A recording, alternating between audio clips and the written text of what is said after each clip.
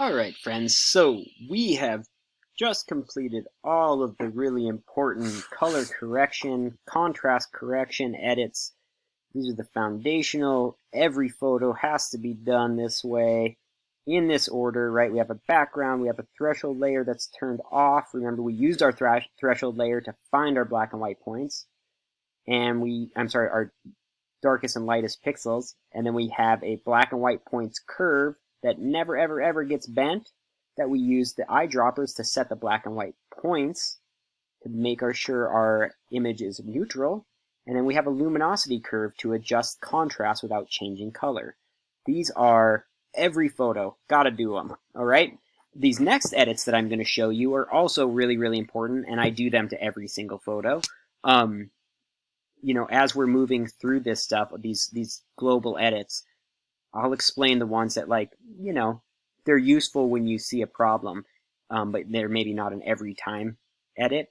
These are we're still in the every time edits. So, the next thing I'd want to do if I was editing this photo for my own use would be to decide, do I want this to be a color image, or do I want this to be a black and white image? So, if I decided, yep, I want to keep it a color image, the next step I would do is I would go Layer, New Adjustment Layer, Hue Saturation. So this is if, at this point, you'd say color, black and white. And I would say, if the answer is color, we're going to go Hue Saturation. And once you get to the New Layer dialog box, you just hit OK. All right, now we have up here the Properties window for a Hue Saturation adjustment. So we see three sliders: Hue, Saturation, and Lightness. The good news is we're not going to use hue or lightness. Those are like way too heavy-handed for what we need, right? We're all about subtlety, and we're all about being able to control what's going on in our image. These two sliders are kind of like using, I don't know, like a jackhammer to I don't know, dig a hole to put a plant in or something, right? Like that would be way too much overkill. So we don't actually want to use lightness or hue. Hue is going to become important later on down the road when we want to change the color of specific things in our photos, right? So we would use hue and hue saturation if later on down the road, when we're not doing global edits, but we're doing local edits, changing little parts of a photo. If we wanted to change a green shirt into a red shirt, we could do that with hue. But on a global level, where we're affecting the whole photograph, it's not really useful, so we're going to keep it on the side for now. Okay. So, the way that this tool works and how it's really useful, we are just going to be using saturation. So we're just going to be adjusting the saturation in this layer. So, remember, in the luminosity, we adjusted contrast, the distance between black and white. Now we're going to go in and we're going to adjust the color. So, under preset, right? Under preset, we have another drop-down menu that says master.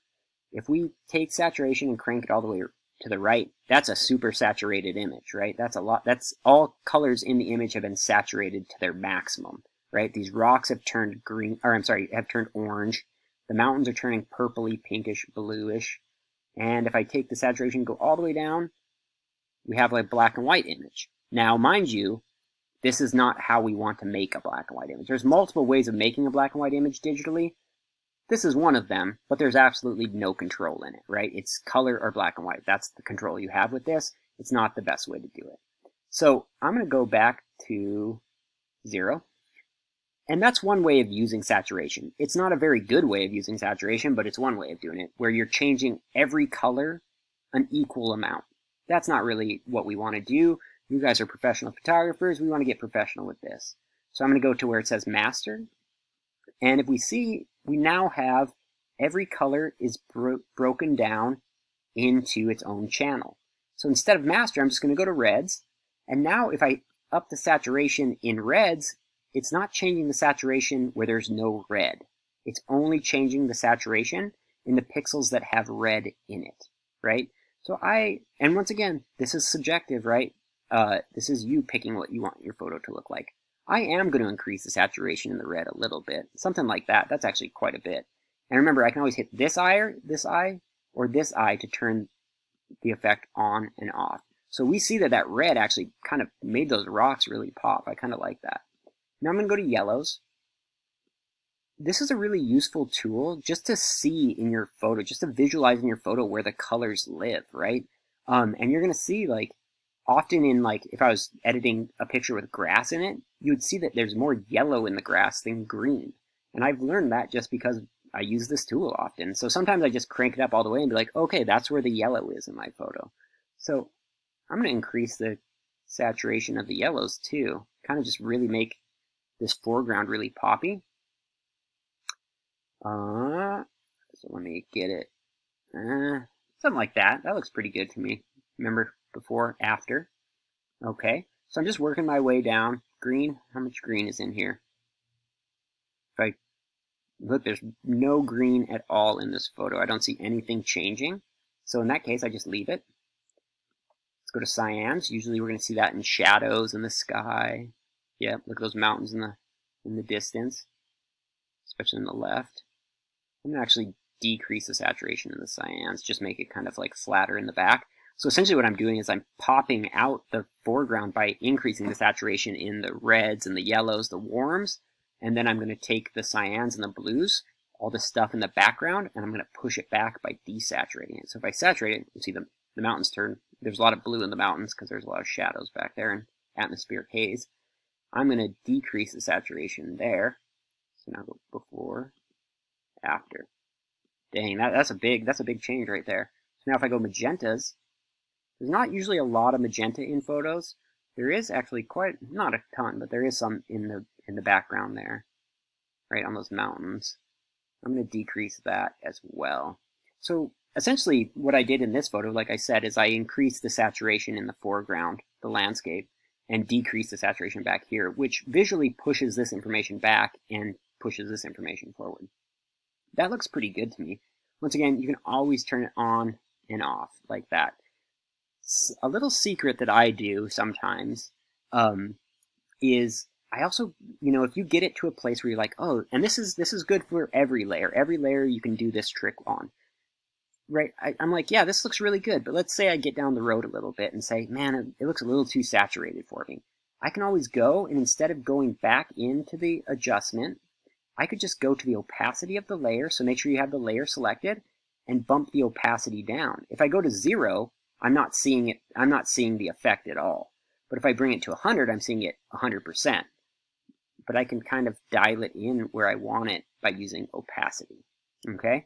So that's a really useful way of kind of fine-tuning your image. And you can do this, like I said, with any layer, right? Just bring the opacity down. Now, I kind of do like it up this high. I might bump it down a little bit. Let's bump it down to like 90. That looks pretty good to me. It's pretty contrasty for me, but I like it. It looks good. All right, so it's a little contrasty, a little saturated, but it does look pretty good to me. So I'm gonna be okay with it. Okay, so now let's rewind back in time to our luminosity curve and decide, oh, I actually don't want to make this a color image. I would want this to be a black and white image.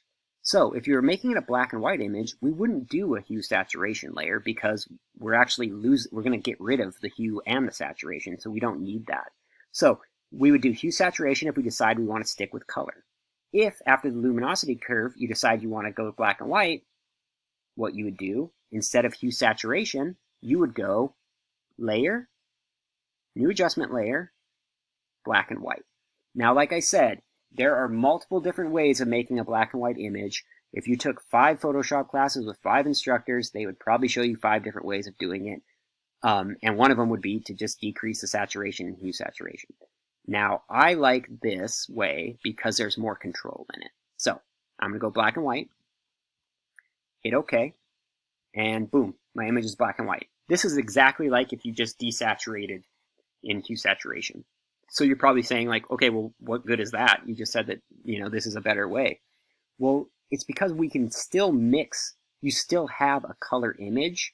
It's just the color is being masked out by this black and white layer. And so we can adjust the contrast of the colors individually, which is like another way of like kind of fine-tuning it would be like fine-tuning the contrast after the luminosity curve by mixing the color layers. So those of you that have taken darkroom photography, like a black and white darkroom class, right? You understand the concept of using a filter to increase or decrease the contrast in a black and white image. We're doing the same thing. We're using color filters to do that. Just like in a darkroom, you use color filters to increase or decrease the contrast in a black and white print. So you can kind of adjust that. So that's one level of control that you have more so than if you just, desaturated it in hue saturation.